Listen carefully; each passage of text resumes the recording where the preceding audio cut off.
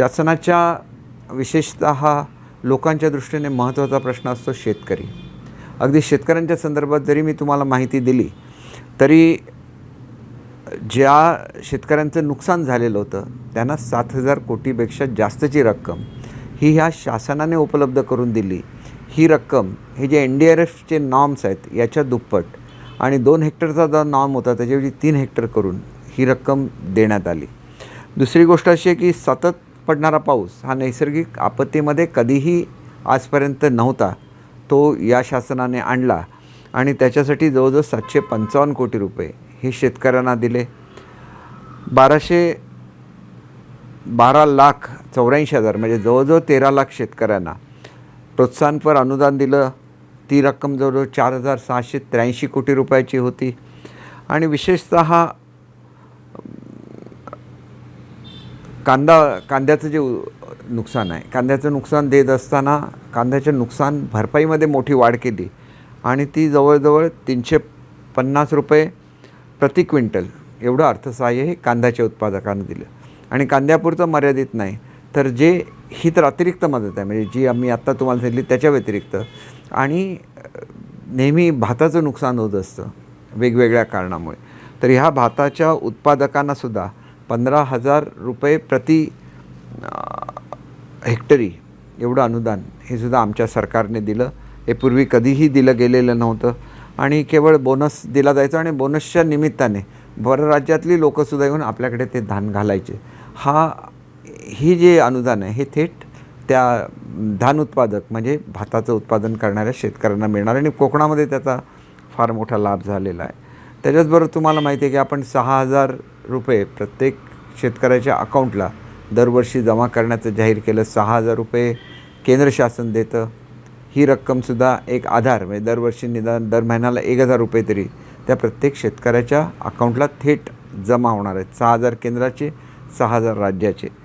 त्याच्याचबरोबर शेतीसाठी आवश्यक काय असतं तर ते पाणी. तर एकंदर 29 प्रकल्प यांना मान्यता दिल्यामुळे 6.5 लाख हेक्टर म्हणजे केवढी प्रचंड जमीन आहे बघा. ह्या जमिनीला पाण्याची उपलब्धता होऊन महाराष्ट्र सुजलाम सुफलाम होणार आहे. आणि ह्याला गती देण्याचं काम विशेषतः मुख्यमंत्री महोदयांच्याबरोबर उपमुख्यमंत्री देवेंद्रजी फडणवीस साहेब जे स्वतः ह्या खात्याचा कार्यभार सांभाळतात त्यांनी ह्या खात्याला प्रचंड गती दिलेली आहे आणि त्याच्यामुळे अपूर्ण प्रकल्प पूर्ण होत आहेत, लोकांपर्यंत शेतीचं पाणी पोचतं आहे आणि एक आगळीवेगळी क्रांती ही महाराष्ट्रामध्ये होऊ घातलेली आहे. त्याच्यानंतर 1 रुपयामध्ये विम्याचं कवच हे सुद्धा शेतकऱ्याला उपलब्ध करून दिलेलं आहे. शेवटी शेतकरी हा आमच्या सरकारचा एक महत्त्वाचा घटक आहे किंवा फोकल पॉईंट आहे आणि त्याच्यामुळे शेतकऱ्यासाठी सर्व ते करण्याचा प्रयत्न हा आम्ही केलेला आहे. रेती उत्खनन हा एक महत्त्वाचा प्रश्न होता.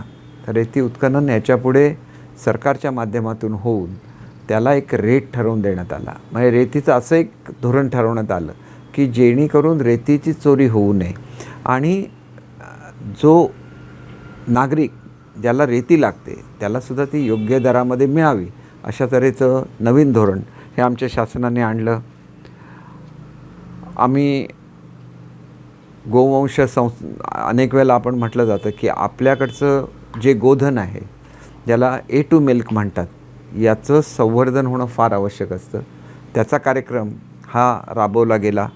आपल्याला माहिती आहे मध्यंतरी लंपीचा रोग आलेला होता, त्याच्यामध्ये मोठ्या प्रमाणात मदत करून ह्या रोगावर मात करण्याचं काम हे आमच्या सरकारने केलं. ग्रामीण भागामध्ये जलयुक्त शिवारची योजना जी मध्यंतरीच्या काळात सरकारने रद्द केलेली होती, आमच्या सरकारने पुन्हा एकदा ती त्या ठिकाणी आणलेली आहे.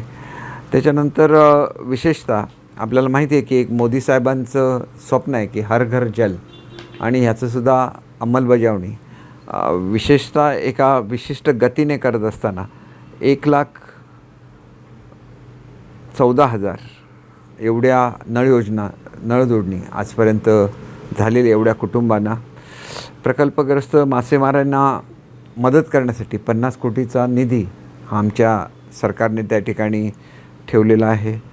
विदर्भ, मराठवाडा आणि उर्वरित महाराष्ट्राची जी महामंडळं आहेत ही आतापर्यंत नेमली जात नव्हती, शेवटी वैधानिक विकास मंडळ आहे आणि ती नेमली जाणं हे तिन्ही प्रदेशांच्या खरं तर हिताचं होतं. परंतु हा निर्णयसुद्धा आमच्या सरकारने घेऊन त्या ठिकाणी ती नेमली गेलेली आहेत. आणि त्याच्यानंतर आपल्याला माहिती आहे की हिंदू हृदय सम्राट बाळासाहेब ठाकरे महामार्ग जो संपूर्ण महाराष्ट्राला अभिमान वाटावा, विशेषतः विदर्भ मराठवाडा हे मुंबईशी जोडणारा असा हा महामार्ग आहे की ज्याच्यामधून महाराष्ट्राच्या प्रगतीला नवीन दिशा मिळणार आहेत. अनेक ठिकाणी इंडस्ट्रीज स्थापन होणार आहेत, अनेक ठिकाणी शेतीची प्रक्रिया करणारी केंद्र स्थापन होणार आहेत. आणि या महामार्गाच्या 2 टप्प्यांचं उद्घाटन हे ऑलरेडी झालेलं आहे. पहिल्या टप्प्यामध्ये शिर्डीपर्यंत, नागपूर ते शिर्डी, दुसऱ्या टप्प्यामध्ये शिर्डी ते सिन्नर, तिसऱ्या टप्प्यामध्ये आपल्या घोटीला तो रस्ता जोडला जाणार आहे. काही दिवसातच तो घोटीलासुद्धा रस्ता जोडला जाईल. आणि ह्याच्यामुळे नागपूरला जाण्याचा जो मार्ग आणि ठाणेपासून जो मार्ग आहे म्हणजे 6 लेन हायवे आहे तो याला जोडला गेला की काही तासामध्ये आपण शिर्डीला पोचू शकता, 2-3 तासामध्ये शिर्डीला पोचू शकता, नागपूरला 6-7 तासामध्ये पोचू शकता. एका अर्थाने विकासाची ही गंगा या ठिकाणी येत असतानाच नागपूरवरून थेट सिंधुदुर्गला जोडणारा म्हणजे गोव्याला जोडणारा हा सुद्धा भक्ती महामार्ग, आपली जी सगळी मोठी भक्ती केंद्र आहेत ज्याच्यामध्ये शेगाव असेल, त्याच्यामध्ये पंढरपूर असेल, असं सगळ्या केंद्रांना जोडत जोडत सिंधुदुर्गपर्यंत येणारा, परंतु तोसुद्धा तेवढाच वेगवान मार्ग हा सुद्धा लवकरच अस्तित्वामध्ये येतो आहे. आणि त्याच्यामुळे असं आहे की प्रत्येक गोष्ट जी ही सरकार करू इच्छितं ती महाराष्ट्राच्या हिताची आहे. अगदी तुम्हाला सांगायचं झालं की गुंतवणुकीमध्ये विशेषतः आपण म्हणतो की फॉरेन डायरेक्ट इन्व्हेस्ट म्हणजे FDIमध्ये महाराष्ट्र 3ऱ्या क्रमांकावर फेकला गेलेला होता. कर्नाटक, गुजरातसारखी राज्य महाराष्ट्राच्या पुढे गेलेली होती. आज महाराष्ट्र 1ल्या क्रमांकावर आलेला आहे. म्हणजे सरकार जर प्रॉपर नसेल, तुमच्या पॉलिसीज प्रॉपर नसतील तर राज्य कुठे जातं याचं उत्कृष्ट उदाहरण आहे. आणि त्याच्यामुळे FDIमध्ये पहिला आला. आपण वेगवेगळ्या क्षेत्रातल्या आपल्या इंडस्ट्रीयल पॉलिसीज तयार केल्या आणि हे सगळं केवळ 1 वर्षाच्या कालावधीमध्ये होत आलेलं आहे. त्याच्यानंतर आपल्याला माहिती आहे की ट्रान्स हार्बर लिंक हा एक गेम चेंजर आहे. मुंबईची ग्रोथ होत नाही कारण मुंबईला जमीन नाही उपलब्ध आणि इंटरनॅशनल इन्व्हेस्टरची पहिली जर प्रेफरन्स काय असेल तर ते मुंबई असतं. आणि शिवडीपासून आपण जे आपलं न्हावा शेवा आहे हे केवळ आपण 15 मिनटामध्ये पार करू शकतो. म्हणजे आपण मुंबईनंतर नवी मुंबई झाली, परंतु नवी मुंबईनंतर जी ग्रोथ थांबलेली होती ती एक दूरदृष्टी या सरकारची होती. फडणवीस साहेबांच्या काळामध्ये या ट्रान्स हार्बर लिंकची सुरुवात झाली आणि आज तो पूर्ण होतो आहे. ही महाराष्ट्राच्या जनतेच्या दृष्टीने अतिशय महत्त्वाची बाब आहे. दुसरं आहे की मुंबईचं जे कंजेशन आहे, मुंबईची लाईफलाईन रेल्वेला म्हटलं जातं आणि मुंबईकर साधारण 75% मुंबईकर जे आपल्या नोकरीसाठी प्रवास करत असतात ते ट्रेनने प्रवास करत असतात आणि ट्रेनवर असलेला हा प्रचंड जो बोजा आहे तो दूर करणारे. आणि ट्रेनवरून उतरल्यानंतर परत तुम्हाला तुमच्या डेस्टिनेशनकडे जायचं असेल, समजा तुम्ही दादरला उतरला आणि तुम्हाला सिद्धिविनायकच्या दर्शनाला जायचं आहे तर परत तुम्हाला एक 20-25 मिनटं प्रवास करायला लागत होता.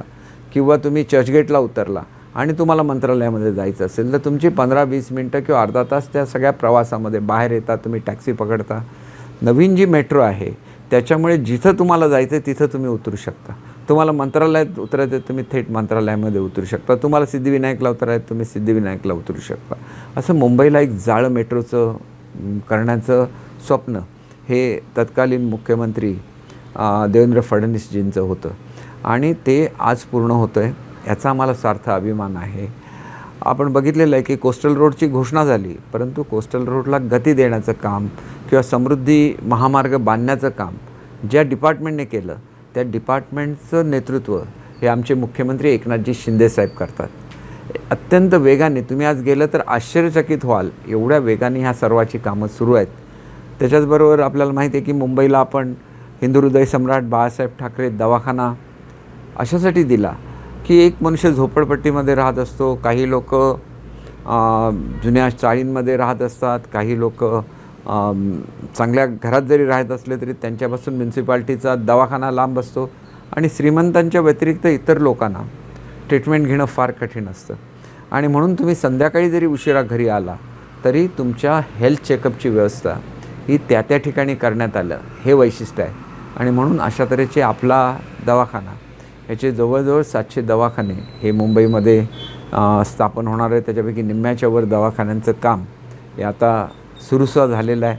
आणि प्रत्येक वस्तीमध्ये जी अगदी तुमच्या घरापासून काही अंतरावर तुम्ही ताबडतोब जाऊन हेल्थ चेकअप करू शकता. तुम्हाला जी रेग्युलर औषधं आहेत ही सगळी मोफत मिळू शकतात. आणि असेच दवाखाने, नुकतंच आमची कालची कॅबिनेट झाली त्यावेळेस असे दवाखाने 300 ठिकाणी, म्हणजे ज्या ठिकाणी विशेषतः ही सुविधा कोणाला पाहिजे असते तर गरीब लोकांना पाहिजे असते. पण आपण गरीब लोकांच्या पुरतं मर्यादित राहिलेलं नाही, तर आपलं 1.5 लाख रुपयाची योजना होती महात्मा फुले आरोग्यदायी योजना. आता ही जी योजना आहे ही 5 लाखाची करण्यात आलेली आहे. संपूर्ण महाराष्ट्राला हे कवच देण्यात आलेलं विम्याचं.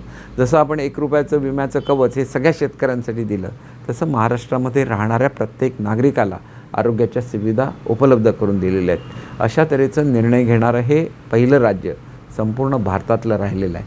आणि त्याच्यामुळे मला असं वाटतं की अनेक निर्णय जे आपण विचारसुद्धा कधी त्याचा करू शकलेलं नव्हतं, असे निर्णय धडाडीने हे सरकार घेतं आहे, ही वस्तुस्थिती आहे. आणि म्हणूनच मला आपल्याला सांगायचं आहे की सर्वसामान्याचा ज्यावेळेला विचार येतो त्यावेळेला ज्येष्ठ नागरिकांचा विचार यायला लागतो. 75 वर्षाच्या पुढच्या नागरिकांना तर मोफत सेवा केलेलीच आहे. महिलांनासुद्धा निम्म्या खर्चामध्ये एस टीतून प्रवास करायला आज शासनाने मान्यता दिलेली आहे. आणि त्याच्यामुळे तुम्ही बघा की मोठ्या प्रमाणात, आणि याचा परिणाम हा एस टीचं इन्कम कमी झाण्यामध्ये झालेला नाही, तर महिला एस टीमधून प्रवास करायला लागल्या की ज्यांना खरोखर प्रवासाची आवश्यकता होती, महिला फिरायला लागल्या. आणि ह्याच्यामुळे एस टीचं उत्पन्न वाढलेलं आहे. म्हणजे खरं तर एखादी सवलत दिल्यानंतर एस टीचं उत्पन्न कमी झालं पाहिजे, त्याच्याऐवजी ते वाढलेलं आहे. आणि त्याच्यामुळे महाराष्ट्राचा कायापालट होत असताना जागोजागी कॉन्क्रीट रस्त्याचं जाळं असेल, त्या ठिकाणी सुशोभीकरण असेल, की फक्त मुंबईत सुशोभीकरण होतं आहे असं नाही. तुम्ही महाराष्ट्रामधल्या कुठल्याही शहरामध्ये चला, त्या ठिकाणी तुम्हाला चांगली स्वच्छता दिसेल, भिंती चांगल्या रंगवलेल्या दिसतील, नवीन टॉयलेट्सची कामं झालेली दिसतील. म्हणजे ही एक चालना ही आदरणीय शिंदेसाहेबांनी संपूर्ण महाराष्ट्रामधल्या शहरी भागाला दिली. शहरी भागाला देत असताना ग्रामीण भागामध्ये सुद्धा उत्कृष्टपणे स्वच्छतेची मोहीम राबवण्यात आली. आणि याचं फलस्वरूप हे आपल्याला दिसतं की शहरं स्वच्छ व्हायला लागली, शहरामध्ये सुशोभीकरण व्हायला लागलं, शहरामध्ये चांगल्या रीतीचे टॉयलेट्स व्हायला लागले, चांगल्या रीतीची गार्डन्स व्हायला लागली. एका कमी वेळेमध्ये एवढी कामं करणं फार अवघड असतं आणि ते करणारं हे सरकार आहे.